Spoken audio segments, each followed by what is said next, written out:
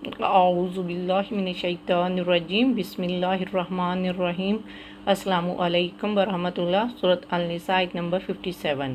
والذين آمنوا وعملوا الصالحات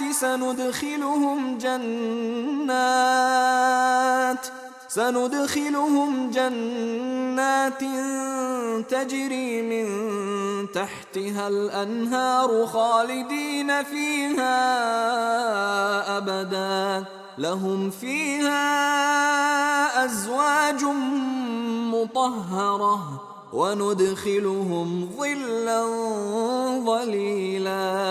ترجمہ: اور جو لوگ ایمان لائے اور نیک عمل کرتے رہے تو ہم انہیں بہشتوں میں داخل کریں گے جن کے نیچے نہریں رواں ہیں، وہ ان میں ہمیشہ رہیں گے، ان کے لیے وہاں پاکیزہ بیویاں ہوں گی اور ہم ان کو بہت گھنے سائے میں داخل کریں گے۔ کفر اور حسد کرنے والوں کے مقابلے میں صاحب ایمان اور صالح کردار لوگوں کا صلہ اور انجام بتایا گیا ہے۔ بتایا جا رہا ہے نمبر 1، صاحب ایمان کردار ہمیشہ جنت میں رہیں گے۔ نمبر 2، اور جنتیوں کے لیے پاک بیویاں اور گھنے سائے ہوں گے۔ دیکھیں، یہ قرآن مجید کا اسلوب رہا ہے، جہاں بد کا ذکر ہوتا ہے وہاں خیر کا ذکر ہوتا ہے، جہاں دوزخ کا ذکر ہوتا ہے وہاں جنت کا ذکر ہوتا ہے۔ پچھلی آیت میں دوزخ کا ذکر تھا، اب اس آیت میں جنت کا ذکر ہے کہ جو لوگ ایمان لائے، صالح کردار کے حامل ہوئے، جو لوگ اللہ پر، رسولوں پر، کتابوں پر، قیامت پر اور اچھی اور بری تقدیر پر ایمان لائے، اور وہ دنیا کے امتحانات سے نکل کر جب آخرت کی زندگی میں پہنچیں گے تو ان کے لیے ایسے باغات ہوں گے جن میں نہریں اور آبشاریں چلتی ہوں گی۔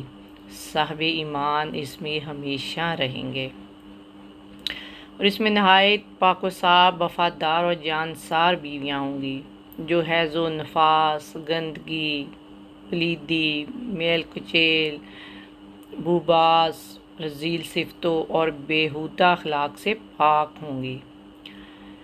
درختوں کے گھنے، لمبے اور چوڑے سائے ہوں گے جو بہت فرحت بخش ہوں گے، بہت ہی سرور انگیز، راحت افزا اور خوشگن ہوں گے۔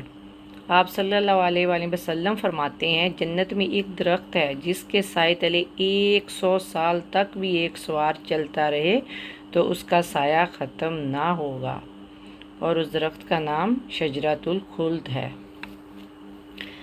جنت کے بارے میں حضرت ابو ہریرہ رضی اللہ تعالیٰ عنہ روایت کرتے ہیں، رسول اللہ صلی اللہ علیہ وآلہ وسلم نے فرمایا، اللہ تعالیٰ فرماتا ہے، میں نے اپنے نیک بندوں کے لیے جو کچھ تیار کیا ہے نہ کسی آنکھ نے دیکھا، نہ کسی کان نے سنا، اور نہ کسی بشر کے دل میں خیال پیدا ہوا۔ چاہو تو اللہ کا فرمان پڑھ لو، کوئی بھی نہیں جانتا کہ جنتیوں کے لیے کیا کچھ آنکھوں کی ٹھنڈک پوشیدہ رکھی گئی ہے۔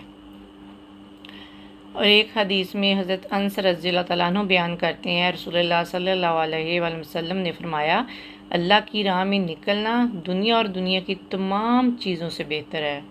اگر اہل جنت کی عورتوں سے کوئی ان کی طرف جھانک لے جو مشرق اور مغرب اور جو کچھ ان کے درمیان ہے تو وہ روشن اور معطر ہو جائے، نیز اس کے سر کا دوپٹہ دنیا اور جو کچھ دنیا میں ہے ان سے قیمتی ہے۔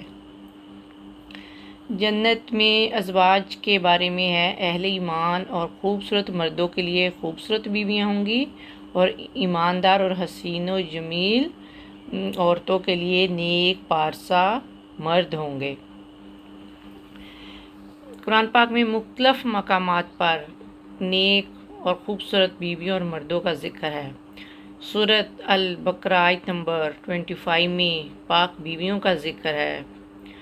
سورہ الصفات آیت نمبر 48 اور 49 میں خوبصورت، بڑی بڑی آنکھوں والی اور نگاہیں نیچے رکھنے والی جنتی عورتوں کا ذکر ہے۔ سورہ صاد آیت نمبر 52 میں ہے کہ جنتیوں کے پاس نیچی نگاہ رکھنے والی اور ہم عمر عورتیں ہوں گی۔ سورہ الرحمن آیت نمبر 58 میں جنتی عورتوں کو یاقوت اور امراجان کی طرح خوبصورت کہا گیا ہے۔